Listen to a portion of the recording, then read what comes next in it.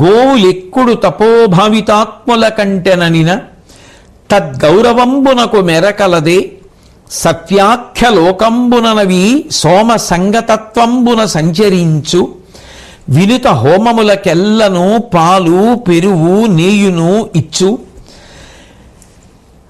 కర్సనంబునకు నొదవు డోలు శృంగములు వాలంబు రోమచయము శక్రున్మూత్రము అఖిల వర్తనములకు ఉపకరించు శ్రవము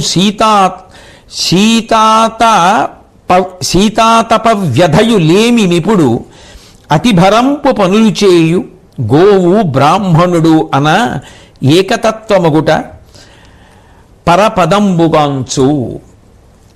ఈ గోవు ఎంత గొప్పదో ధర్మరాజా నువ్వు తెలుసుకోవలసినటువంటి అవసరం ఉన్నది అని చెప్తూ, గోవు గురించి చెప్తూ, తపస్సు ద్వారా భగవంతుణ్ణి భావించాలి అనుకునేటటువంటి దానికన్నా కూడా ఆవులే గొప్ప. అంటే తపస్సు ఎంతో చేసి ఆ తపస్సు ద్వారా భగవంతుని యొక్క అనుగ్రహం పొందాలనుకోవడం కన్నా కూడా గోసేవ ద్వారా, గోవు యొక్క అనుగ్రహము ద్వారా, గోపూజ ద్వారా భగవద్ అనుగ్రహం పొందడం తేలిక. అట్లాగే వాటి యొక్క గౌరవానికి హద్దు లేదు. గోవులు అంత గొప్పవి. అవి చంద్రుడితో కలిసి సత్యలోకంలో సంచరిస్తూ ఉంటాయి. అట్లాగే హోమము అనేటటువంటిది సనాతన ధర్మమునందు ప్రాణప్రదమైనటువంటి సిద్ధాంతం. ఎందుచేత అంటే మనందరం అగ్ని ఆరాధకులం. అగ్ని ద్వారా దేవతలకు హవిస్సునిస్తే, హవిస్సు తిన్న దేవతలు వర్షం కురిపిస్తే, వర్షము వల్ల పాడి పంట, మళ్ళీ హోమం చేస్తే మళ్ళీ దేవతలకు హవిస్సు వెడుతుంటుంది. అదొక ధర్మచక్రం. ఏవం ప్రవర్తితం చక్రం నానువర్తయతి హయః అంటాడు భగవద్గీతలో గీతాచార్యుడు. దానికి వేదము ప్రమాణమై మంత్రముతో కలిసి ఈ హోమం జరుగుతూ ఉంటుంది. ఇటువంటి హోమ ప్రక్రియకు అత్యంత ప్రధానమైనటువంటివి ఆవు పాలు, ఆవు నెయ్యి, ఆవు పెరుగు. అందున ఆవు నెయ్యి ఆజ్యము లేకుండా అసలు హోమం చేయడం కుదరదు. అటువంటి నెయ్యిని సమకూర్చి ఈ అగ్ని కార్యము ద్వారా ధర్మచక్రం తిరగడానికి ఆవు ప్రధాన కారణమవుతోంది. అంతేకాదు, హోమాలకు కావలసినటువంటివి అన్నీ సమకూరుస్తూ ఆవులు వాటి శరీరములో ఉన్నటువంటి అనేకమైనటువంటి ఆ అంగ ప్రత్యంగముల ద్వారా, వాటి ధాతువుల ద్వారా మనకి ఎంతో ఉపకారం చేస్తున్నాయి. ఎందుకని అంటే ఆవు యొక్క శరీరం పడిపోయిన తర్వాత, ఆవు తనంత తాను మరణించిన తర్వాత ఆవు తోలుతో మృదంగాది వాద్య పరికరములను నిర్మిస్తారు. అవి మళ్ళీ రాజోపచారాలలో వాద్యం ఘోషయామి అన్నప్పుడు వాయిస్తారు. అట్లాగే ఆవు మరణించిన తర్వాత ఆవు శరీరంలోంచి కొద్దిగా నల్లపూసంత ఉంటుంది, తీస్తారు గోరోచనము అని. ఆ గోరోచనం ప్రత్యేకించి శివపూజలో వాడతారు. అది అంత గొప్పది. అట్లాగే ఆవుకి సంబంధించినటువంటి కొమ్ములు, ఆ గోవు మరణించిన తర్వాత కొమ్ము తీసి కొమ్ము చివర కన్నం పెట్టి ఆ కొమ్ములోంచి ఆవు పాలు పోసి శివలింగం మీద అభిషేకం చేస్తారు. అందుకని ఆ కొమ్ము అంత గొప్పది. ఆవు యొక్క వెంట్రుకలు పితృదేవతల్ని ఉద్ధరించడానికి కారణమవుతాయి. ఎందుచేత అంటే గరుకు స్తంభాలని వేస్తారు గోశాలలో. వేస్తే ఆవుకి గంగడోలు కింద దురద ఎక్కువగా ఉంటుంది, అంటే మెడ కింద భాగంలో. అది మిగిలిన వాటిని ముఖాన్ని విసురుకుని నాలుక గరుగ్గా ఉంటుంది కాబట్టి నాకి దురద తీర్చుకుంటుంది, తోకతో దురద తీర్చుకుంటుంది. కానీ గంగడోలుని రుద్దుకుని దురద తీర్చుకోవడం కష్టం. అందుకని గరుకు స్తంభాలు వేస్తారు. ఆ గరుకు స్తంభాలు వేస్తే దానికి వెళ్ళి గంగడోలు రుద్దుకుంటుంది. రుద్దుకున్నప్పుడు వెంట్రుకలు ఎన్ని కింద పడతాయో అన్ని సంవత్సరములు పితృదేవతలకి స్వర్గలోకవాసం ఇస్తారు. ఇవి నేను చెప్తున్న విషయాలు కావు. కంచి కామకోటి పీఠాధిపత్యం వహించి అపర శంకర భగవత్పాదులని పేర్గాంచి ఈ శతాబ్దపు నిజమైన సన్యాసి అని గౌరవింపబడి నడిచే దేవుడు అని వారు వస్తుంటే ప్రతి వారు చొక్కా బనీను తీసేసి నేల మీద పడి ఎవరికి నమస్కరించారో, ఎవరు ప్రాతస్మరణీయులో, ఎవరు వేరొక శంకర స్వరూపమో అటువంటి మహితాత్ముడైనటువంటి శ్రీ శ్రీ శ్రీ చంద్రశేఖరేంద్ర సరస్వతి మహాస్వామి వారు ఆ గరుకు స్తంభాల గురించి మాట్లాడారు ఒకప్పుడు అనుగ్రహ భాషణంలో. ఆ గోవు వెంట్రుకలు పడడం అనేటటువంటి పితృదేవతల యొక్క అభ్యున్నతికి కారణమవుతుంది. కాబట్టి ఆ వెంట్రుకలు గోక్కున్నప్పుడు పడడం ద్వారా అనుగ్రహిస్తుంది. అటువంటి గొప్పది. అలాగే దాని యొక్క మూత్రము, దాని యొక్క పేడ, అవి కూడా మనిషి అభ్యున్నతికి కారకములు. భూశుద్ధి చెయ్యవలసి వస్తే గోమయంతోనే అలుకుతారు. అందుకే మీరే కల్పన చదవండి, ఇంటికి ఈశాన్య దిక్కున గోమయంబుతో అలికి అంటారు. భూమి శుద్ధి కావాలి అంటే గోమయంతో అలుకుతారు. కాబట్టి అంత గొప్పది. పైగా దానికి ఎండ లేదు, చలి లేదు, వాన లేదు. ఎంత బరువైన పనులు చేస్తుందో. ఆ ఎద్దు నాగలిని మెడ మీద పెట్టుకుని భూమిని దున్నుతుంది, బండి లాగుతుంది, ఇటువంటి కష్టమైనటువంటి పనులు చేస్తుంది. కాబట్టి మంత్రము చెప్పడం ద్వారా శబ్దశక్తి చేత దేవతలకు హవిస్సు అందేటట్టుగా బ్రాహ్మణుడు చేస్తే యజ్ఞము జరగడానికి, ధర్మచక్రం తిరగడానికి కావలసిన పదార్థములను గోవు ఇస్తోంది. అందుకని తత్తతహ వారిద్దరూ ఒకటయ్యారయా అని భీష్మాచార్యుల వారు ధర్మరాజు గారితో చెప్పిన విషయాన్ని నేను మీకు మనవి చేస్తున్నాను. కాబట్టి గోవుల పాలామృతంబని దేవేంద్రుడు చెప్పే కాన ధీరత్వనిధి గోవు నొసగ నమృతము సద్భావంబుననిచ్చినట్టి ఫలమడగూడున్. ఆవు పాలు అమృతమే అని దేవేంద్రుడు చెప్పాడు. కాబట్టి గోవుని ఇవ్వడము అంటే అమృతాన్ని దానం చేసినట్టు. గోదానం ఎవరికో చేశారనుకోండి, మీరు అమృతాన్ని దానం చేశారు అని. ఎందుకని? ఆ ఆవు పాలు అమృతం. ఇక్కడ తల్లిపాలు సరిపోనటువంటి పిల్లలు ఆ ఆవు పాలు త్రాగి బ్రతుకుతారు. ఏ ఆశ్రమంలో ఉన్న వాళ్ళైనా సరే ఆవు పాలు సేవిస్తారు. బ్రహ్మచారి, గృహస్థు, వానప్రస్థు, సన్యాసి అందరూ ఆవు పాలు తాగుతారు. ఇహమే కాదు, ఆవు పాలతో అభిషేకం చేస్తారు, ఆవు పాలు హోమాదుల యందు వాడతారు. కాబట్టి ఆ ఆవు పాలు మనకి ఉత్తరగతులు కల్పిస్తున్నాయి, పరాన్ని కల్పిస్తున్నాయి, స్వర్గాది లోకములను కల్పిస్తున్నాయి, కామ్యములను తీరుస్తున్నాయి. ఇంత గొప్పదైనటువంటి ఆవు ఆ పాలు అమృతము. కాబట్టి ఆ పాలనిచ్చేటటువంటి ఆవుని దానం చేయడం అమృతాన్ని దానం చేయడమేను సుమా. అందుకే గోదానం చేసిన వాడికి అమృత దానం చేశాడు అని ఫలితం ఇస్తారు అన్నారు ఇంద్రుడు. ఈ విషయాన్ని భీష్మాచార్యుల వారు ధర్మరాజు గారితో చెప్తున్నారు. కాబట్టి గోవుల పాల అమృతంబరి దేవేంద్రుడు చెప్పే కాన ధీరత్వనిధి గోవు నొసగా అమృతము సద్భావంబుననిచ్చినట్టి ఫలమనగూడు. గోదానం అనేటటువంటిది అంత గొప్ప దానము సుమా. అలాగే మునులు ఆవులు అంటే ప్రాణములే అని చెప్తారు. ఎందుకని అంటే పాలు సమీకృత ఆహారం. అన్నం తిననివాడు పాలు తాగేస్తే భోజనం చేసినట్టు లెక్క. అంత బలాన్ని ఇస్తాయి, అంత సమీకృత ఆహారం. అందున విశేషించి ఆవు పాలు సత్వగుణ ప్రధానములు, అంత గొప్ప బుద్ధికారకములు. అటువంటి ఆవు పాలు సాక్షాత్ ప్రాణముతో సమానం.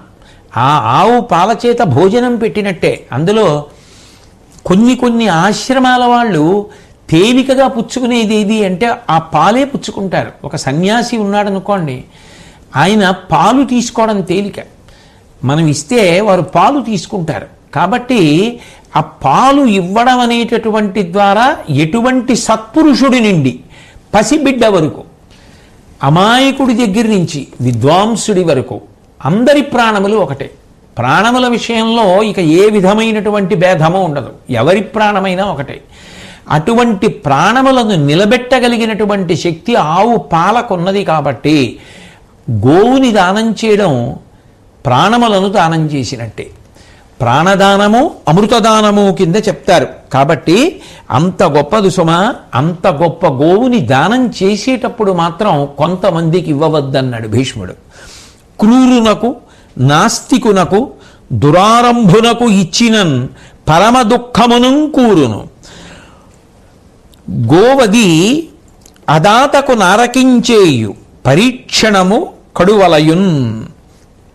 కాబట్టి ఆ గోవుని దానం చేసేటప్పుడు చాలా జాగ్రత్త తీసుకోవాలి. ఎవరికి ఇవ్వకూడదు అంటే క్రూరునకు, క్రూరమైనటువంటి మనస్తత్వం కలిగినటువంటి వాడికి ఆవునిస్తే అదే పనిగా దానిని వేధించడం, దాన్ని దండించడం, ఇటువంటి పనులు చేస్తే అపాత్రుడికి ఇచ్చిన కారణం చేత, క్రూర బుద్ధి కలిగిన వాడికి ఇవ్వడం చేత ఆ ఆవు బాధపడితే ఇచ్చిన వాడికి కూడా ఫలితం వస్తుంది కదా. అందుకని క్రూరుడికి ఇవ్వకు, నాస్తికునకు, అట్లాగే దురారంభునకు, అంటే దుష్టబుద్ధితో పనులు చేసేవాళ్ళు ఎవరుంటారో అటువంటి వాళ్ళకి ఇవ్వకు. అట్లాగే దురారంభునకిచ్చినన్ పరమ దుఃఖమును కూరును. కాబట్టి అటువంటి వాళ్ళకి గోవుని ఇవ్వవద్దు. ఇవ్వకుండా చాలా జాగ్రత్తగా ఎంచుకుని ఇచ్చేటప్పుడు అది అట్లా జాగ్రత్తగా చూసుకోకుండా ఎవరైనా గోవుని కానీ ఇచ్చేస్తే, అటువంటి క్రూరుడికో ఎవరికో ఇస్తే అప్పుడు అది ఏం చేస్తుంది అంటే అది దాతను నారకి చేయున్, నరకవాసం పొందడానికి అవకాశం ఇస్తుంది. కాబట్టి గోవు బాధపడేటటువంటి ప్రదేశాలకి గోవుని దానము చేయవద్దు. గోదానం చేసేటప్పుడు జాగ్రత్త తీసుకోవలసినది అని చెప్పి, ఈ లోకంలో 3 గొప్ప దానములు ఉన్నాయి అంటూ భీష్ముడు అంటాడు. విను పృథివీయును, సరస్వతియును, గోవును దాన విధికి ఒక్కంతలుగా వినియుండుదు, వినింపోలిన దాతవ్యములు ఉండులేవని విందున్. 3 దానములు అన్ని దానములలోకి గొప్ప దానములు. ఒకటి భూదానం. ఇందాకనే మీతో మనవి చేశాను, భీష్ముడు చెప్పిన మాట, భూమిని ఇస్తే భూమిలో పంట వస్తుంది కాబట్టి అన్నం పెట్టినట్టు, భూమిలోంచి పత్తి వస్తుంది బట్టలు ఇచ్చినట్టు, భూమిలోంచి మణుల దగ్గర నుంచి ఎన్నో లభిస్తాయి కాబట్టి సంపదనిచ్చినట్టు, ఒక్క భూమిని ఇస్తే ఇన్ని ఇచ్చినట్టు. అట్లాగే సరస్వతియును, పేదవారిని చదివించడం, అర్హత కలిగినటువంటి వాడిని చదివించడం. ఒక్కడు బాగా చదువుకున్నాడు అనుకోండి, వాడు వెనక ఎన్ని దీపాలు వెలిగిస్తాడో, ఎన్ని కుటుంబాలు నిలబడతాయో. అందుకే చదివించడం అంత మంచిది. సరస్వతీ దానం అంటే విద్యాదానం. అట్లాగే గోదానం, ఇంద్రుడు చెప్పాడు కదా, అమృతదానం, ప్రాణదానం అన్నీ గోదానమే. అంత గొప్పది గోదానము. అటువంటి ఈ 3 లోకంలో అన్ని దానముల కన్నా గొప్పవి. కాబట్టి ధర్మరాజా, ఈ విషయాన్ని నువ్వు తెలుసుకొని ఆ గోవు పట్ల చాలా జాగ్రత్తగా ప్రవర్తించవలసి ఉంటుంది అని చెప్పి, ఒకానొకప్పుడు ఆ గోవుల విషయంలో జరిగినటువంటి అద్భుతమైన విషయాన్ని భీష్మాచార్యుల వారు ధర్మరాజు గారికి చెప్తున్నారు. ఒకప్పుడు ఔద్దాలకుడు అనబడేటటువంటి ముని ఉండేవారు. ఆయనకి నాచికేతుడు అనబడేటటువంటి కుమారుడు ఉన్నాడు. ఒక రోజున ఈ ఔద్దాలకుడు నదికి వెళ్ళి స్నానం చేసి తిరిగి ఇంటికి వచ్చేసాడు. వచ్చిన తర్వాత ఆయనకి జ్ఞాపకానికి వచ్చింది, నాకు సంబంధించినటువంటి దర్భలు, కమండలం, పువ్వులు ఇవన్నీ కూడా నదీ తీరంలో మరిచిపోయి వచ్చాను అని కొడుకుని పిలిచి, ఒరే నాచికేతుడా, వెంటనే పరిగెత్తుకెళ్ళి నదీ తీరంలో అవన్నీ నావి మర్చిపోయాను, పట్టుకురా అన్నాడు.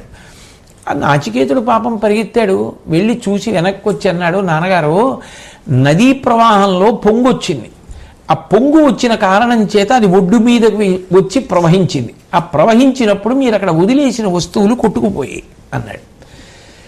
ఆయనకి చాలా కోపం వచ్చింది. అందులో కొడుకు దోషం ఏముంది, ఏం లేదు, కానీ కోపం ఎంతటి వారిని కూడా అనరాని మాట అనిపించేస్తుంది. కాబట్టి ఆయన వెంటనే యముచూడబొమ్మని శాపమిచ్చే తండ్రి ధూపవర్య, నువ్వు యమధర్మరాజు గారిని చూడరా అన్నాడు కొడుకుని. అలా అనేటప్పటికీ పాప ఆ కొడుకు, నాన్నగారండి నా మీద దయ చూపించండి, నేనేం చేశాను నాన్నగారండి అంటూ నమస్కరించి వంగబోతున్నాడు. తండ్రి అంత తపశ్శక్తి ఉన్నవాడు, ఆయన వాక్కు ఇంకొకలా పోవడానికి వీల్లేదు. నువ్వు యముణ్ణి చూడరా అన్నాడు కదా.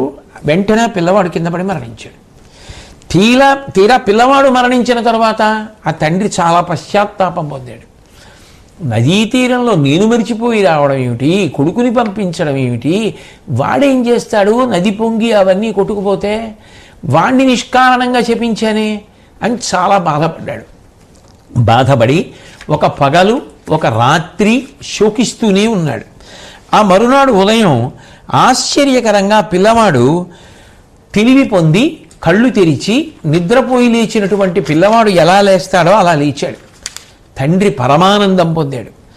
ఒరే నాయన, పుణ్యాల రాశి నా కుమారా, నీ గురించి ఎంత ఏడ్చాను రా, అనరాని మాట నిన్ను అనేశాను, ఎక్కడికి వెళ్ళావురా, ఏ పుణ్యలోకానికి వెళ్ళావు, ఎలా తిరిగి వచ్చావు, నువ్వు నిజంగా నా అదృష్ట విశేషం చేత తిరిగి వచ్చావు, కాబట్టి నువ్వు ఎక్కడెక్కడికి వెళ్ళావో ఏమిటో నాకు చెప్పు, ఎందుకంటే ఎందుకో నీ దగ్గర దివ్యమైనటువంటి వాసన వస్తోంది, ఆ వాసన నా ముక్కు పుటాలకి తగులుతోంది.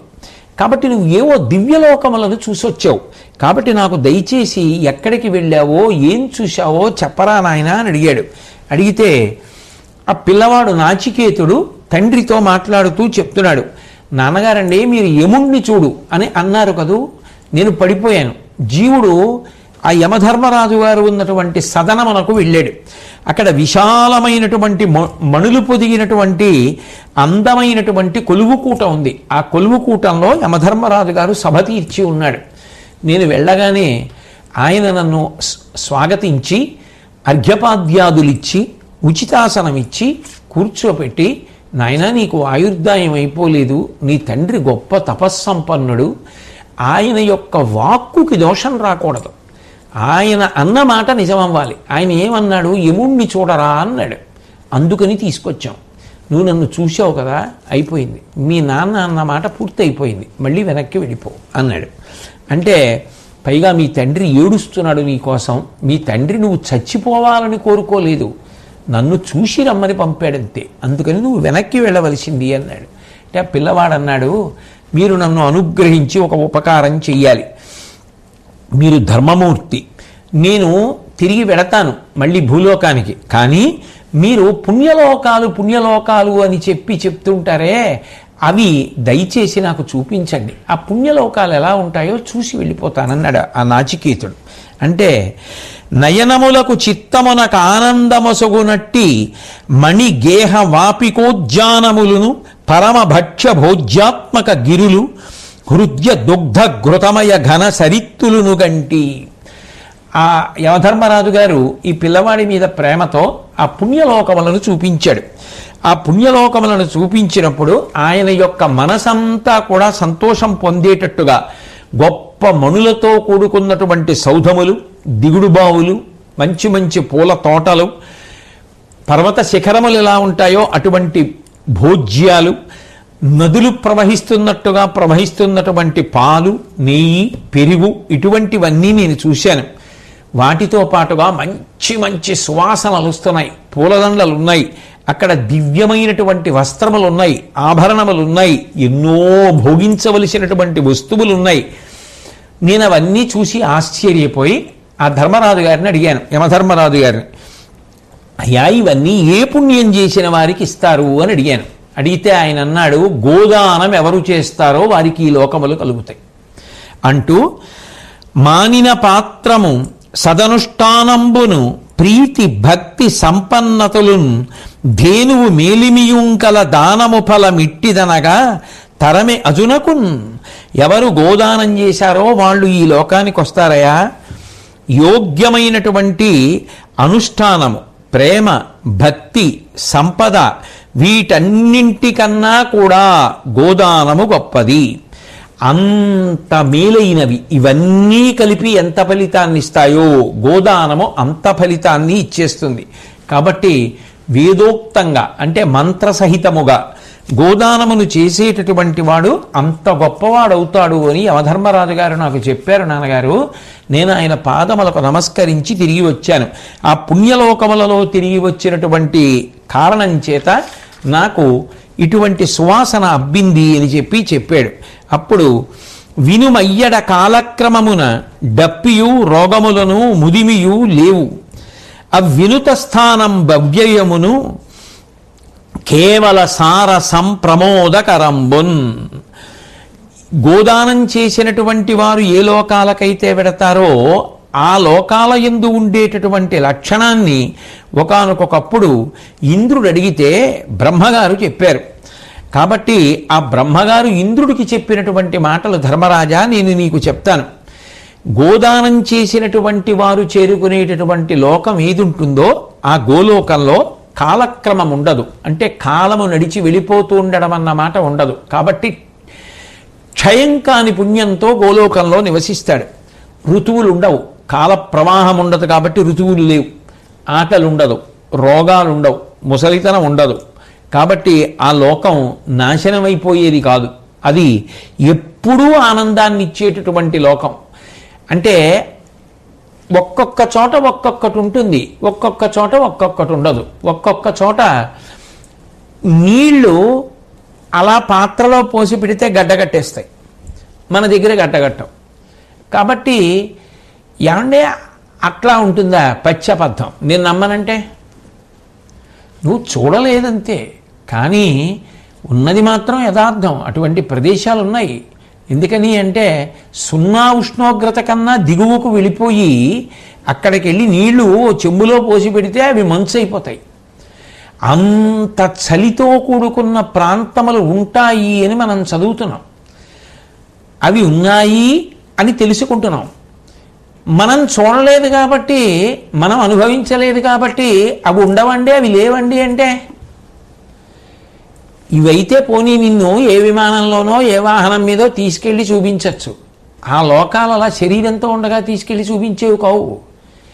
కాబట్టి అవి ఒకడు తీసుకెళ్ళి నిరూపణం చేసేవి కావు. తస్మాత్ శాస్త్రం ప్రమాణంతే. కొన్ని చూస్తే నిరూపణం అయ్యే ఉండవు. అగ్నిని ముట్టుకుంటే కాలుతుంది అన్నది నిరూపణం అవుతుంది. భూమి తిరుగుతోంది అంటే శాస్త్రాన్ని ఆధారం చేసుకుని నమ్ముతారు. అంటే భూమి తిరుగుతోందని నేను నమ్మనండి అంటే మానేయి. నువ్వు నమ్మలేదు కాబట్టి భూమి తిరగదా ఏమి? భూమి తిరుగుతుంది. భూమి తిరుగుతోందని నీకు కనపడుతోందా? నీకు కనపడినవే సత్యాలు, నీకు కనపడనివన్నీ అసత్యాలంటే లోకాలు ఉంటాయి కాబట్టే భీష్ముడు చెప్పాడు. నమ్మే వాళ్ళకి భారతం ప్రధానం, నమ్మే వాళ్ళకి భారతం ప్రమాణం. కాబట్టి ఎవరు నమ్ముకున్న సిద్ధాంతం వారిది, ఎవరు నమ్ముకున్న మార్గం వారిది. ఎవరికి ఏది నమ్మకం ఉంటే దాన్ని గౌరవించడం మర్యాద. కాబట్టి ఇక్కడ ఉన్నవేవో అవి అక్కడ ఉండవు. కాలము కానీ, రోగము కానీ, దుఃఖము కానీ, ముసలితనము కానీ ఇవేమీ ఉండవు. కేవలము ఆనందమే ఉంటుంది. అది గోదానము చేత ఇస్తారు. ఎందుకని అంటే అది అమృతదానము, ప్రాణదానము. అంత గొప్పది కాబట్టి గోదానం చేసినటువంటి వారికి ఇస్తారు. అంతేకాదు ఆ గోదానం చేసిన వారితో పాటుగా ఆ లోకాలలో ఉండేవారు గురువులను సేవించేవారు, సత్యం చెప్పేవారు, అంతరింద్రియము బహిరింద్రియము అంటే శమదమాదులను పాటించేటటువంటి వారు, పరిశుద్ధమైనటువంటి స్వభావము కలిగినటువంటి వారు, అపవిత్రమైనటువంటి ఆహారమును తినకుండా ఎప్పుడూ పవిత్రమైనటువంటి ఆహారమును స్వీకరించేటటువంటి నియమమును పాటించిన వారు ఆలోకమునందే ఉంటారు. అంటే గోదానం చేసిన వారితో పాటుగా ఈ నియమములను పాటించిన వారు కూడా అక్కడ ఉంటారు. కానీ గోదానం చేసినప్పుడు పాటించవలసినటువంటి నియమాన్ని చెప్తూ భీష్ముడు అంటున్నాడు, గోవుని దానం చేసేటప్పుడు ఆ గోవుని మనం పొందడానికి ఏ ధనాన్ని ఉపయోగించామో ఆ ధనం పవిత్రమైనదై ఉండాలి తప్ప అపవిత్రమైనటువంటి ధనం ఏ మార్గముల ద్వారా సంపాదించకూడదో ఆయా మార్గముల ద్వారా సంపాదించినటువంటి ధనాన్ని వాడకూడదు. అటువంటి ధనాన్ని వాడితే కీడు తప్ప ప్రయోజనం ఉండదు. అంటే ధార్మికమైనటువంటి రీతిలో సంపాదించినటువంటి ద్రవ్యముతో కొనుగోలు చేసినటువంటి ఆవుని మాత్రమే దానము చేయవలసి ఉంటుంది. విను గోలోకంబును గడిచిన లోకము కలుగదు ఊది చెప్పెద పుణ్యంబును గోప్రధాన విధి మిగిలిన అట్టిది వచ్చ ఎండులేదరయంగన్. భీష్ముడు సిద్ధాంతం చేసి చెప్తున్నాడు, విను గోలోకంబును గడచిన లోకము కలుగదు. గోలోకం కన్నా గొప్ప లోకం ఎక్కడా ఉండదు. అట్లాగే ఊది చెప్పేదా నిర్ధారణ చేసి చెప్తున్నాడు ధర్మరాజా, ఇక నువ్వు సందేహం పెట్టుకోవలసిన అవసరం లేదు. పుణ్యంబును గోప్రధాన విధి మిగిలిన ఎట్టిది వచ్చ ఎండు లేదరయంగన్. గోదానం కన్నా గొప్ప దానం ఇక లోకంలో లేదు. అన్ని దానములలోకి గోదానము గొప్ప, అన్ని లోకములలోకి గోలోకము గొప్ప. ఇక ఈ విషయంలో నువ్వు సందేహం ఏమీ పెట్టుకోకు. ఇక దాని మీద నువ్వు ఏ విధమైనటువంటి పెద్ద అల్లరి పడక్కర్లేదు. దాని గురించి బహుభంగిమల బహుళ రీతులలో నువ్వు ఆలోచించక్కర్లేదు. ఖచ్చితంగా అన్ని దానాలలోకి గోదానం గొప్ప, నేను నిర్ధారించి చెప్తున్నాను అని చెప్పి, ఓ ధర్మరాజా నువ్వు కూడా నిష్ఠతో గోవుల్ని పూజించు, తగిన వారికి దానం చేయి. పుణ్యపురుషుల యొక్క చరిత్రలు వినడం కూడా గోదానానికి సరిపోవని గుర్తుపెట్టుకో అని చెప్పి, గోవుల మన్నింపు, గోవులను పూజించు ఇప్పటికీ. కంచి కామకోటి పీఠాధిపతులు కానీ శృంగేరి పీఠాధిపతులు కానీ వారు ఉన్నటువంటి గురునివాసంలోంచి బయటికి వచ్చేటప్పటికి గోవు కనపడితే పృష్ఠభాగం దగ్గరికి వెళ్ళి నమస్కరించకుండా వెళ్ళరు. గోపూజ వారి యొక్క నియమాలలో ప్రధానమైనటువంటి నియమము. గోపూజ అంత గొప్పది. గోపూజ ఆత్మోద్ధారకము. ఇవి కల్పించి చెప్పబడిన విషయములు కావు. వేదభాగముల యందున్నాయి. భారతంలో ఉంది, రామాయణంలో గోవైభవం ఉంది. అసలు గోవుకి సంబంధించిన వైభవము లేని పురాణము లేదు. అన్ని పురాణములలో ఎక్కడో అక్కడ గోవుకి సంబంధించిన వైభవం గురించి ప్రస్తావన ఉంటుంది. అంత గొప్పది గోవు యొక్క వైభవం ధర్మరాజా. అందుకని గోవుల్ని దానం చేయడం, గోవుల్ని పోషించడం, గోవులకు సేవ చెయ్యడం, గోవులకు పూజ చెయ్యడం బాగా అలవాటు చేసుకో అని చెప్పి ఒకప్పుడు బృహస్పతి మాంధాతకు గోవుని ఎలా దానం చెయ్యాలి అన్న విధి విధానాల్ని చెప్పాడు. అవి నీకు చెప్తాను, జాగ్రత్తగా విను అని. గోదానం చేద్దాము అనుకున్నటువంటి వ్యక్తి మంచి రోజు చూసుకుని పురోహితుణ్ణి సంప్రదించి ఆయన యొక్క అనుమతి పొంది ఉపవాసం చేసి గోశాలకు వెళ్ళి గట్టి నియమంతో ఒక రోజల్లా నిష్ఠతో అక్కడ గడపాలి. ఒక రోజల్లా నిష్ఠతో అక్కడ గడపడం అన్న మాటకు అర్థం ఏంటి అంటే గోసేవ చేయమని. గోసేవ చేస్తూ అక్కడ ఉండు. నువ్వు ఏ గోవుని దానం చేద్దాం అనుకున్నావో ఆ గోవుకి సేవ చేయి. ఆ రోజున ఆ గోవుకి కావలసినటువంటి ఆహారాన్ని సమకూర్చడం, దానికి కావలసినటువంటి నీళ్లు సమకూర్చడం, ఆ గోవుకి ఒళ్ళంతా తొడవడం, కడగడం, అలంకరించడం, ఇటువంటివన్నీ చెయ్యి. చేసిన తర్వాత గోవుని ప్రార్థన చెయ్యి. గోదానం చేసేటప్పుడు తల్లి గోవు, వృషము తండ్రి, గర్భప్రదేశంబు దివము, ధరణి సంప్రతిష్ఠాయని పఠించి యోగ్యుడగు విప్రు నర్చించి పలుకవలయు ఈగి కలిమి తెలియ. ఆ గోదానం చేసే ముందు ఎవరికి గోదానం చేస్తున్నామో ఆ విప్రుణ్ణి పూజించి వారితో ఈ మాట చెప్పాలి. ఆవు నాకు తల్లి, ఎద్దు నాకు తండ్రి, దీని గర్భప్రదేశమే స్వర్గము, నేను నిలిచి ఉన్నటువంటి ప్రదేశము నాకు స్థిరమగుగాక, అంటే నేను ఇక్కడ చాలా కాలము ఉండేదనుగాక, అటువంటి స్థిరత్వం నాకు అది ఇవ్వాలి అని చదివి అప్పుడు గోవుని దానం చెయ్యాలి. నేను చెప్తున్న మాటలు కావు. బృహస్పతి మాంధాతకి చెప్పాడు ఈ విషయమని భీష్మాచార్యుల వారు ధర్మరాజు గారికి అనుశాసనిక పర్వంలో తృతీయాశ్వాసంలో చెప్పిన విషయాల్ని మనవి చేస్తున్నాను.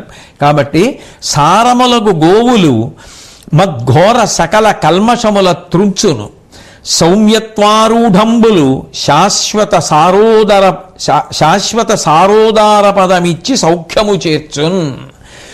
ఆ గోదానం అనేటటువంటిది ఎంత గొప్పది అంటే అది భయంకరమైనటువంటి పాపములనన్నింటినీ కూడా పరిమారుస్తుంది. సాధుశీలం కలిగినటువంటి ఆవులు ఏవి అంటే అన్ని ఆవులు. అటువంటి సాధుశీలం కలిగినటువంటి ఆవులు శాశ్వతము, సారవంతము, మహిమాస్పదము అయినటువంటి స్థానాన్ని మనకిచ్చి మనని కాపాడతాయి, మన జీవుణ్ణి ఉద్ధరిస్తాయి. అందుకే గో పూజ, గో సేవ, గోదానము అంత గొప్పవి అని ప్రస్తుతింపబడ్డాయి. కాబట్టి గోదానం అనేటటువంటిది శ్రద్ధాభక్తులతో నిర్వహించు అని. ఆ గోవుని నేను నీకు ఇస్తున్నాను అన్న మాట చెప్తూ ఏ విద్వాంసుడు పుచ్చుకుంటున్నాడో ఆయన చేతిలో నీటి ధారతో ఆ గోవుని దానం చెయ్యాలి. అంటే నీటి ధార విడిచిపెడుతూ గోదానం చెయ్యాలి. గోవుని దానం పుచ్చుకున్నటువంటి వ్యక్తి విద్యావంతుడు, పుణ్యకార్యములను చేసేటటువంటి వాడు, పాపములు యందు విముఖత కలిగినటువంటి వాడు, అట్లాగే ప్రశాంతమైనటువంటి మనసు కలిగినటువంటి వాడు, ఇంద్రియ వికారములకు లొంగిపోయే లక్షణం ఉన్నవాడు కానివాడు క్రోధం లేని వాడికి ఇవ్వాలి. అంటే కనీసం ఆ గుణముల యందు అనురక్తి కలిగిన వాడిని చూసుకోమని అటువంటి వ్యక్తికి ఇవ్వాలి. అన్నిటికన్నా చాలా చాలా గుర్తుపెట్టుకోవలసిన విషయాన్ని ఒకదాన్ని భీష్మాచార్యుల వారు ధర్మరాజు గారికి చెప్తున్నారు. ఓ ధర్మరాజా, ఆశ్వయుజ మాసంలో కృష్ణపక్షంలో అష్టమి నుంచి 3 రోజుల పాటు గోశాలయందు నిష్ఠతో ఎవరు ఉంటారో అటువంటి వారందరూ కూడా చాలా ఉత్తమమైనటువంటి స్థితిని పొందుతారు. ఎందుచేత అంటే అది గోశాలయందు నివసించడానికి చాలా యోగ్యమైనటువంటి కాలం. అంతా యోగ్యమైన కాలమే. ఒకప్పుడు మహాత్మా గాంధీ గారితో కంచి కామకోటి పీఠాధిపత్యం వహించినటువంటి శ్రీ శ్రీ శ్రీ చంద్రశేఖరేంద్ర సరస్వతి మహాస్వామి వారు మాట్లాడవలసి వస్తే గోశాలలోనే కూర్చుని మాట్లాడారు. గోశాల అంత పవిత్ర భూమి. శ్రీశైలంలో ఇప్పటికీ వెడితే చెప్తారు, వారు శ్రీశైలంలో రాత్రి పడుకోవలసి వస్తే కామకోటి మఠ ప్రాంగణంలో గోశాలలో రాత్రి పడుకునేవారు. గోశాల అంత గొప్పది. ప్రత్యేకించి ఆశ్వయుజమాసం కృష్ణపక్షంలో ఉన్నటువంటి అష్టమి లగాయితు 3 రోజులు ఆ గోశాల వాసం చెయ్యడం అన్నది అంత గొప్ప అని చెప్పి, ఓ ధర్మరాజా, భరతుడు, దిలీపుడు, భగీరథుడు, రాముడు మొదలైనటువంటి రాజులందరూ కూడా మిక్కిలి శ్రద్ధతో గోదానాలు చేశారు. కాబట్టి బృహస్పతి చెప్పినటువంటి మాటలు దృష్టిలో పెట్టుకొని నువ్వు గోవులను దానం చేయి. మొదవులలో నెల్ల కపిల మొదవు వరిష్టంబు రాజముఖ్య నీతమైనది విప్రునకిచ్చుటరయ తుది దానంబులకు నరకు దురితాటవులకున్. అది అన్ని దానముల కన్నా గోదానము గొప్ప. మళ్ళీ గోదానంలో కూడా గొప్ప దానం ఏది అంటే కపిల గోవుని దానం చేయడం. కపిల గోవు అంటే గోరోచన వర్ణంలో ఉండేటటువంటి గోవు. మనకి విఘ్నేశ్వరుడి యొక్క అష్టోత్తర శతనామావళిలో కపిలః అని ఒక నామం వస్తుంది. ఎరుపు నలుపు కలిసినటువంటి రంగు అని అనుకుంటే కాస్త దగ్గరగా ఉంటుంది కపిలవర్ణానికి. అటువంటి రంగు కలిగిన ఆవుని పుల్లావు అని పిలుస్తూ ఉంటారు. అది మొదవలలో నెల్ల కపిల మొదవు వరిష్టంబు రాజముఖ్య. ఆవులు అన్నిటిలోకి కూడా దానానికి సంబంధించినంత వరకు మళ్ళీ కపిల గోవు చాలా శ్రేష్టం. అది నియతిమై అది విప్రునకిచ్చుటరయ తుది దానంబులకు నరకు దురితాటబులన్. అది చాలా చాలా గొప్ప దానం. పాపాలు అనబడేటటువంటి అడవులను అది నరికేస్తుంది. అది అంత గొప్పది అవడానికి ఒక కారణం ఉంది. అన్నీ గోవులే కదా. మరి అయినప్పుడు ఈ కపిలవర్ణం కలిగినటువంటి గోవులు అంత గొప్పవి ఎందుకయ్యాయి అంటే, ఒకప్పుడు హిమవత్ పర్వతం మీద శంకరుడు కూర్చుని తపస్సు చేసుకుంటున్నాడు. ఆయన తపస్సు ఎవరి కోసం చేస్తాడు? ఆయనలో ఆయన రమిస్తున్నాడు. ఆ రమిస్తున్న సమయంలో నిర్భయంగా ఆయన చుట్టూ కొన్ని గోవులు చేరాయి. ఆ గోవులు చేరుతున్నప్పుడు ఒక లేగదూడ ఆవు పొదుగు దగ్గర పాలు తాగుతున్నప్పుడు దాని యొక్క నోటి పక్క నుంచి నురుగు లేచి గాలికి ఎగిరి వెళ్ళి శంకరుడి మీద పడింది. ఆ శంకరుడి మీద నురుగొచ్చి పడుతుంటే ఆయనకి తపోభంగమైంది. ఆయన కళ్ళు విప్పాడు. తపోభంగమైన కారణం చేత కళ్ళు విప్పినప్పుడు రోషంతో ఉన్నటువంటి కళ్ళు కాబట్టి ఆ కళ్ళల్లోంచి నిప్పులు కక్కుతున్నాడా అన్నట్టుగా వచ్చినటువంటి వేడితో కూడుకున్నటువంటి ఆ చూపు వెళ్ళి కొన్ని ఆవుల మీద పడింది. ఆయన చూడ్డంలో అన్ని ఆవుల మీద కాకుండా కొన్ని ఆవుల మీద పడింది. ఆ ఆవుల మీద పడేటప్పటికి మిగిలిన ఆవులన్నీ కూడా బెదిరి పారిపోయి, ఆయన దృష్టి ఆ తపోభంగమైనప్పుడు వచ్చిన కోపంతో ఆయన చూసినటువంటి దృష్టి ఏ ఆవుల మీద పడిందో అవి కపిల గోవులయ్యే. అందుకనే అవి కపిల వర్ణాన్ని పొందే. అప్పుడు బ్రహ్మగారు పరిగెత్తుకుంటూ శంకరుడి దగ్గరికి వచ్చాడు. ఏతించి నిభృతిమై నీశ్వరు చరణాంబుజములకు నెరగి హస్తముల ముగిచి అమృతసిక్తుడవైతి వఖిలేశ గోవులకెంగిలి లేదు ఇందుడెట్టుల అమృతమసగు అట్టుల గోవులసగు దుగ్ధంబుల తద్వత్స పీత దుగ్ధంబు శుచియకాన కోపము దక్కి కరుణింపుమని ఒక్క కమనీయ వృషభంబు కప్పమిచ్చే శివుడు ప్రియమంది దాని కేతువును వాహనంబుగా చేసి సకల జనంబు నిలమి వృషభకేతనుడనియు వృషభ వాహనుండనియు పేర్కొనగా ఒప్పియుండెనధిపా. చతుర్ముఖ బ్రహ్మగారు పరిగెత్తుకొచ్చి, అయ్యా శంకరా, మీకు తెలియని విషయం కాదు, ఆవుల యొక్క పాలు అమృతం. ఆవు పాలకి ఎంగిలి అన్న మాట అన్వయం కాదు. కాబట్టి ఆవు దూడ తాగుతున్నప్పుడు ఆ నురుగు వచ్చి మీ మీద పడితే అమృతం వచ్చి పడ్డట్టే కానీ అది ఎంగిలి మీ మీద పడినట్టు కాదు. కాకపోతే మీకు తపోభంగమైన కారణం చేత కోపంతో మీరు చూశారు. కాబట్టి మీకు నేను ఒక వృషభాన్ని బహూకరిస్తున్నాను అని చెప్పి ఒక వృషభాన్ని వెంటనే శంకరుడికి ఇచ్చారు. శంకరుడు పరమప్రీతితో స్వీకరించి ఆ ఎద్దుని తన పతాకంలో గుర్తుగా తన వాహనంగా స్వీకరించారు. వృషభము ధర్మమునకు ప్రతీక. కాబట్టి ఆయన ధర్మమును అధిరోహించినట్టు వృషభవాహనుడయ్యాడు, వృషభకేతనుడయ్యాడు. ఆ విధంగా శంకరుడి యొక్క దృష్టి ఏ గోవుల యందు పడిందో, పడినప్పుడు ఏవి రంగు మారాయో అవి కపిల గోవులై అట్లాగే ఆ పరంపర కొనసాగుతోంది. బహుశः జనులను ఉద్ధరించడానికి ఆ కపిల గోవులు అలాగే వచ్చేలా ఉంది. కాబట్టి మిగిలిన వాటికన్నా కూడా శివదృష్టి సోకినటువంటి గోవులు కాబట్టి, ఆయన అనుగ్రహాన్ని పొందినవి కాబట్టి, ఆయన తర్వాత గోవుల పట్ల ఎంత సంతోషించకపోతే ఆ ఎద్దుని దానంగా తీసుకున్నాడు. కాబట్టి ఆయన అనుగ్రహాన్ని కూడా పొంది ఉన్నవి కాబట్టి కపిల గోవులు మిగిలిన గోవుల కన్నా కూడా శ్రేష్టములయ్యాయి. కాబట్టి ఆ గోవులను ఆ కపిల గోవును దానం చేయడం అనేటటువంటిది మిగిలిన గోవుల దానం కన్నా కూడా గొప్ప దానం అవుతుంది.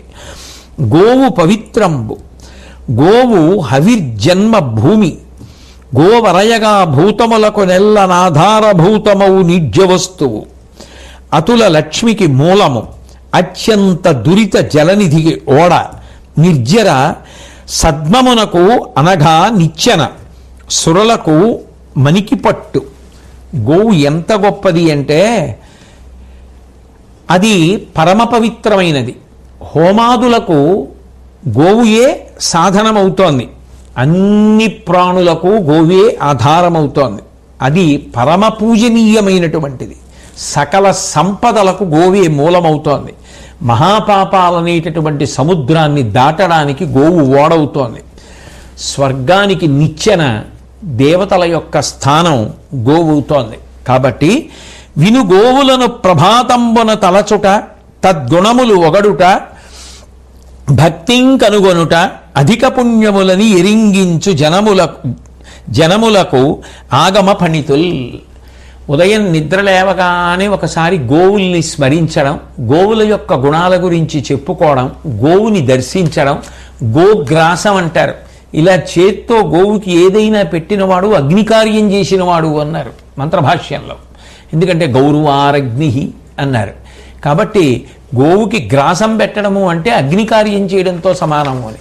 కాబట్టి అంత గొప్పది సుమ. కిల్మిషంబు గోశకృన్మూత్రములు కేవపడుట, సకల మాంసభక్షికైన ఘోరపాపమండ్రు గోమాంసభక్షణము, అబ్జసంభవాదులైన సురలు. గోవు యొక్క మలమూత్రములను కూడా ఎవరు ద్వేషించరయా? 84 లక్షల జీవరాశులలో అంత పరమ పవిత్రమైనటువంటివి గోవు యొక్క మలమూత్రములు. అట్లాగే సకల మాంసభక్షికైన ఘోరపాపమండ్రు గోమాంసభక్షణము, అబ్జసంభవాదులైన సురలు. నేను చెప్పట్లేదు ధర్మరాజా నీకు ఈ విషయం, బ్రహ్మాదులు దేవతలకు చెప్పినటువంటి విషయం. గోవులు అంత గొప్పవి.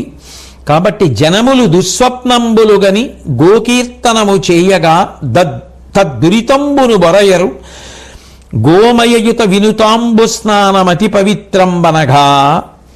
మనుష్యులకు ఎప్పుడైనా సరే దుస్వప్నములు, చెడు కలలు వస్తే ఆవుల గురించి ఒక్కసారి మాట్లాడితే ఆ దుస్వప్నముల యొక్క ఫలితం పోతుంది. అటువంటి పాపమును పొందరు. ఆవు పేడ కలిపినటువంటి నీటితో స్నానం చేయడం పరిశుద్ధిని కల్పిస్తుంది. అందుకే ఇప్పటికీ కొంతమందికి అలవాటు ఉంటుంది. ఆవు పేడ ఉండలు చేసి ఎండబెట్టి స్నానం గదిలో ఉంచుకొని స్నానం చేయడానికి ముందు ఓ అరగంట ముందో ఎప్పుడో నీళ్లలో అది వేసేస్తారు. వేసేసి చిదిమేస్తే కలిసిపోతుంది. ఆ గోమయం కలిసినటువంటి నీళ్లు స్నానం చేస్తారు. సరే, గోవు అందుబాటులో ఉండి కొద్దిగా ఏదో కుంకుడు గింజంతా పేడ తెచ్చుకొని నీళ్లలో కలుపుకుని స్నానం చేయగలిగితే పరమభాగ్యవంతుడు. కాబట్టి గోమయ స్నానం, గోమయం కలిపిన నీటితో స్నానం అంత గొప్పది సుమా. భయాందోళనలు ఎవరికైనా కలిగితే వాటిని ఉపశమింప చేసుకోవడానికి ఒకసారి వెళ్ళి ఆవుని చూస్తారు. ఆవుని చూడడం, ఆవు తమ వద్ద సుస్థిరంగా ఉండాలని కోరుకోవడం కూడా అంత గొప్పవి.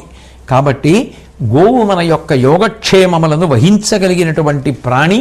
అంత గొప్పదైనటువంటి గోవు పట్ల, గోవుకి సంబంధించిన విషయముల పట్ల భక్తి శ్రద్ధలతో ఉండు. గోవులకు సంబంధించి ఒక మంత్రం ఉన్నది ధర్మరాజా, దానిని గోమతి అంటారు. విమలాంబువుల ఉపస్పర్శనము నిర్వర్తించి గోప్రచయ మధ్యమునన్ దమయుతముగ గోమతి చిత్తమున జపించిన శుచిత్వ ధనమొడగూడున్. శౌచము కలగాలి అంటే గోవుల యొక్క మంద మధ్యలో కూర్చుని, అంటే ఏ గోశాలలోకో వెళ్ళి ఆ గోవులన్నీ కట్టేసి ఉంటాయి కాబట్టి చక్కగాను ఆ మధ్యలో ఎక్కడో కూర్చుని అప్పుడు వాటి వల్ల ఏ విధమైనటువంటి ఇబ్బంది ఉండదు. ఇంద్రియములను నిగ్రహించి నీళ్ళని ముట్టుకొని ఆ గోమతి మంత్రాన్ని కానీ జపం చేసినటువంటి వాడికి గొప్ప పవిత్రత చేకూరుతుంది. అంత గొప్పది సుమా గోమతి మంత్రం అని చెప్పి, గోవు యందు దేవతలందరూ నివాసం చేస్తూ ఉంటారు. అందుకే ఒక్క గోవుకి పూజ చేస్తే సకల దేవతలకు పూజ చేసినట్టే. అందుకే ఇప్పటికీ పీఠాధిపతులు కూడా గోపూజ నియమంగా చేస్తారు. గోపూజ చెయ్యకుండా బయటికి రారు. కాకినాడ పట్టణానికి శృంగేరి పీఠాధిపతులు భారతీ తీర్థ మహాస్వామి వారు వచ్చినప్పుడు వారు విడిది చేసినటువంటి ప్రదేశంలోంచి బయటికి రాగానే వారికి గోవు కనపడితే వారు వెంటనే అక్కడ ఆగిపోయి పండితులతో మంత్రాలు చెప్పిస్తూ గోపూజ చేసి తప్ప ఆ విడిది దాటి వెళ్ళలేదు. జీవన్ముక్తులు, మహాపురుషులు, ప్రాతస్మరణీయులు, శృంగేరి పీఠాధిపత్యం వహించిన చంద్రశేఖర భారతీ స్వామి వారైతే శారదాదేవి గుడిలోకి వెడదామనుకుని పూజ చేయడానికి వెడుతుంటే గోవు వచ్చి అడ్డంగా పడుకుంటే దాన్ని లేపవద్దు అని గోవుకి పూజ చేసి వెళ్ళిపోయారు. గోవే శారద అని. గోవు సకల దేవతల యొక్క నిలయం. గోపూజ ఒక్కటి చేస్తే సకల దేవతలకు పూజ చేసేసినట్టే. భీష్ముడంతటి వాడు ఆ గోవులకు ఎక్కడెక్కడ ఏ ఏ దేవతలు ఉంటారో చెప్తున్నాడు.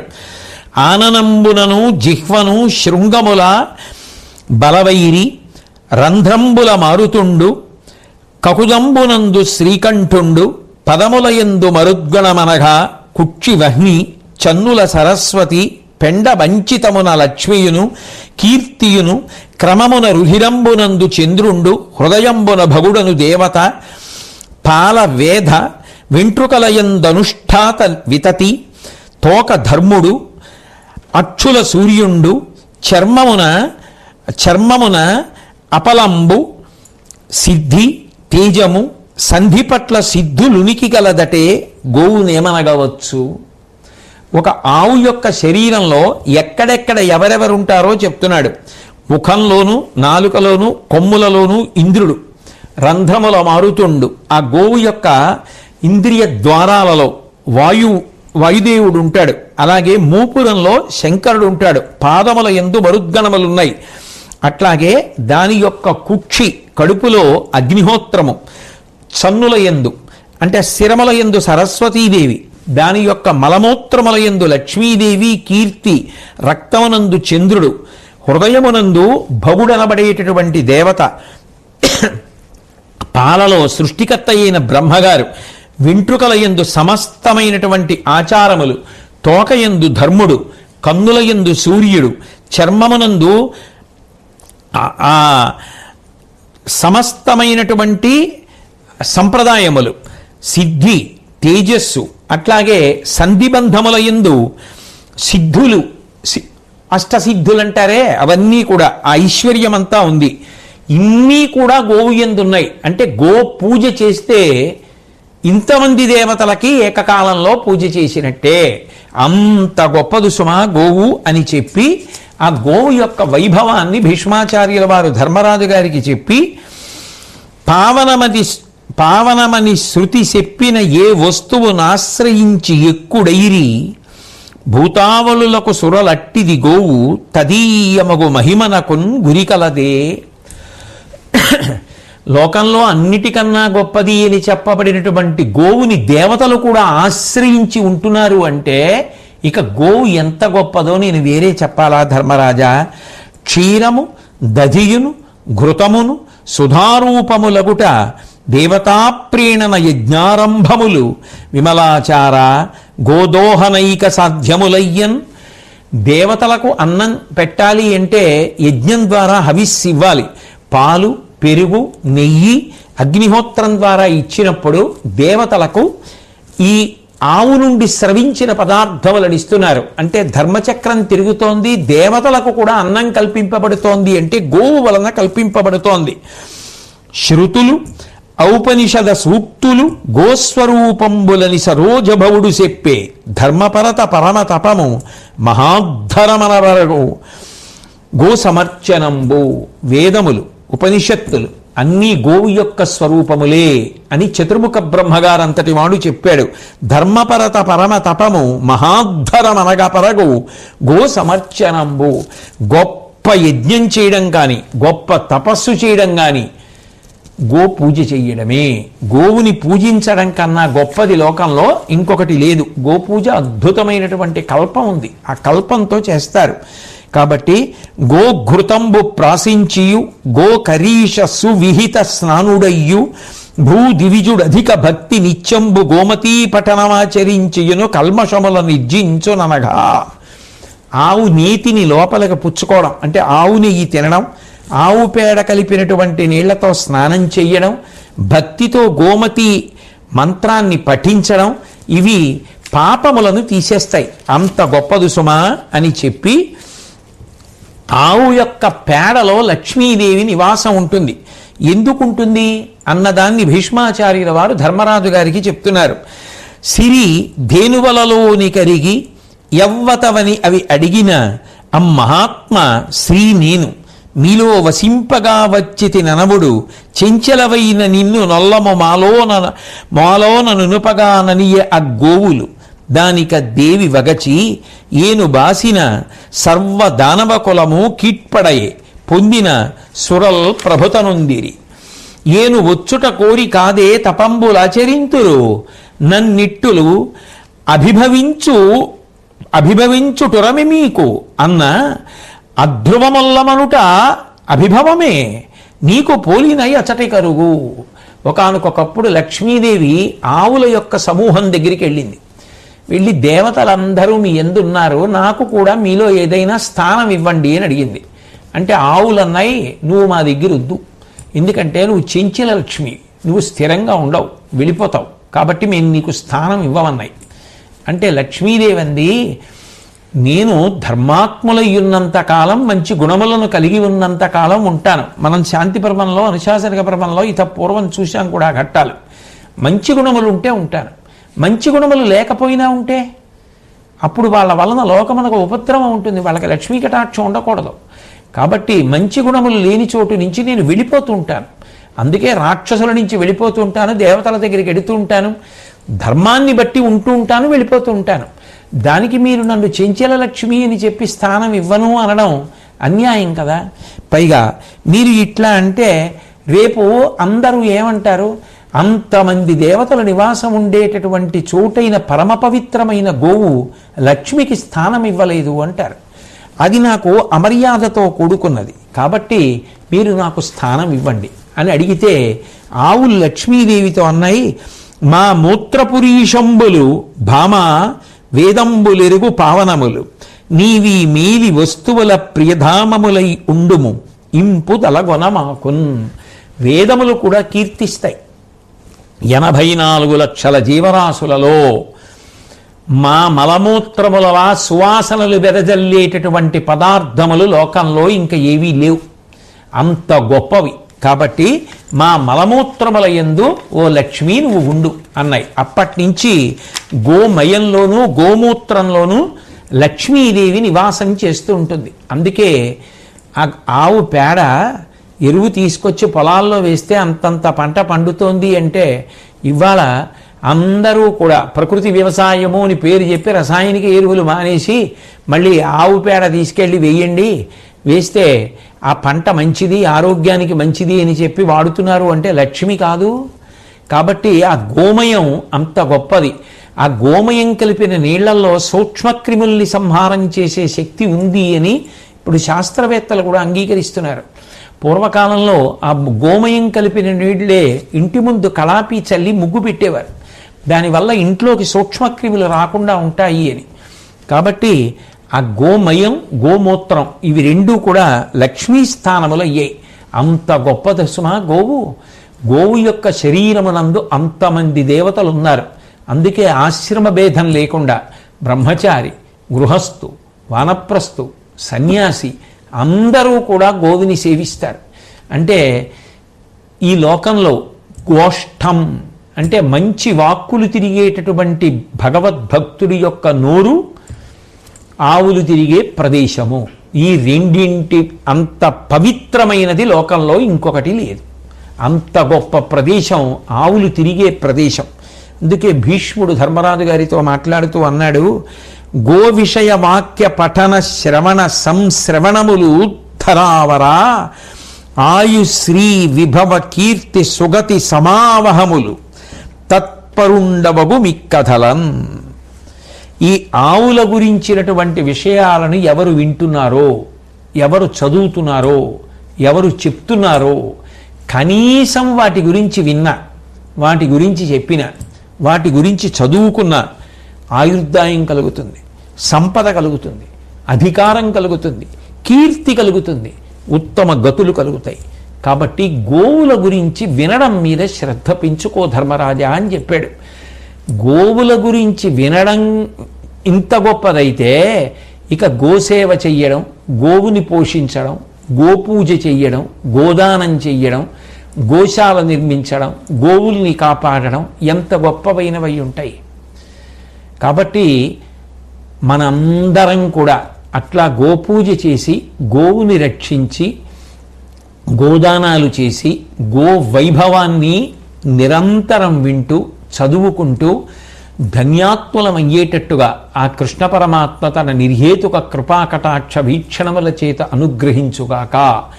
ఈ దేశమునందు గోవులు సురక్షితముగా ఉండి యజ్ఞయాగాది క్రతువులు జరుగుతూ అందరూ కూడా అన్నపానాదులకు లోటు లేకుండా పరమశాంతితో కడుపు నిండా తిని, రెండు కాళ్ళున్న మనుష్యులే కాకుండా జంతువులు కూడా పరమ సంతోషంగా ఉండేటట్టు, ఆ గోవు సంతోషంగా ప్రశాంతంగా సురక్షితంగా ఉండేటట్టు ఆయన ఆ కృష్ణ పరమాత్మ తన దివ్యమైనటువంటి దృక్కుల ద్వారా మనని అనుగ్రహించాలి అని ప్రార్థన చేద్దాం. ఎప్పటికీ మనకి ఆ గోవుల మీద చెక్కు చెదరనటువంటి భక్తి విశ్వాసములు కలిగి ఉండాలి అని ప్రార్థన చేద్దాం. స్వస్తి.